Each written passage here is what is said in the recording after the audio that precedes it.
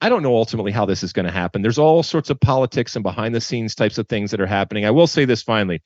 The Saudi Arabia component, for obvious reasons, is not going away. And we know that FIFA and the membership ultimately that votes, they can be persuaded.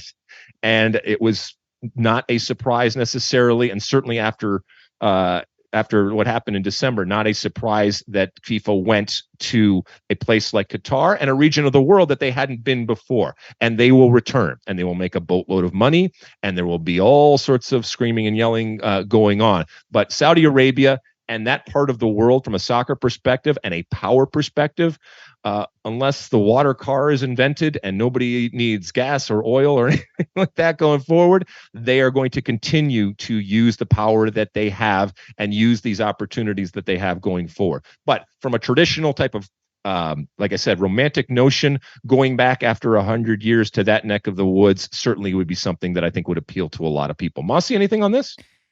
Yeah, I remember when Rio de Janeiro won the rights to host the 2016 Summer Olympics. Madrid was the other finalist, and everybody says the decisive moment was during Rio's presentation. They put up a map of the world with dots next to every city that had hosted the Olympics, and Europe was all filled up. Paris multiple times, London multiple times, Athens multiple times, Barcelona in 92 that I know you were involved in, Rome in 60, Berlin 36, Munich 72, Amsterdam, Antwerp, Stockholm, Helsinki. Even in Asia, you had Tokyo, Seoul, Beijing. North America, you had Montreal in 76, Mexico City 68, LA multiple times, Atlanta, St. Louis back in 1904. Meanwhile, South America was empty, and there had never been a Summer Olympics in South America. And everybody looked at that and said, yeah, that's a problem. And sure enough, Rio ended up getting it. And there's a similar sensation here. South America, a continent that's given so much to the game, only one of the last 12 World Cups has been in South America, which was Brazil in 2014. Now, part of the problem is Brazil is probably the only country in South America with the infrastructure to be able to host a World Cup on its own. They did give it to Colombia in 86, and they had to drop out, and Mexico stepped in at the last minute.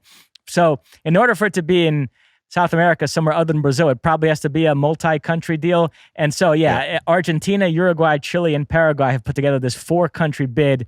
And yeah, they are appealing to the sentimentality too. The fact that the first World Cup was in Uruguay in 1930, so 2030 will be the 100th anniversary. So why not bring it home, so to speak? I think that argument will ultimately win the day, and I think that bid will get it. I will say this finally before we move on.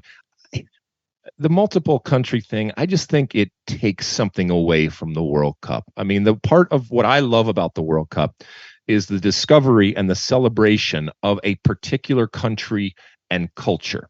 And in no way would I say that Paraguay is the same as Uruguay, is the same as Chile, or is the same as Argentina. And yes, they are all in the same continent, and yes, they are all neighbors, but they all have a distinct type of flavor, and they all have a distinct type of history and culture. And that's ultimately what an Olympics or a World Cup is celebrating. And you lose some of that when there are multiple countries. But I don't think that we're going back. That train has left the station. And to your point, Mosse, especially if Brazil's not involved, not only would they want to do this, it's the only way that they could do this.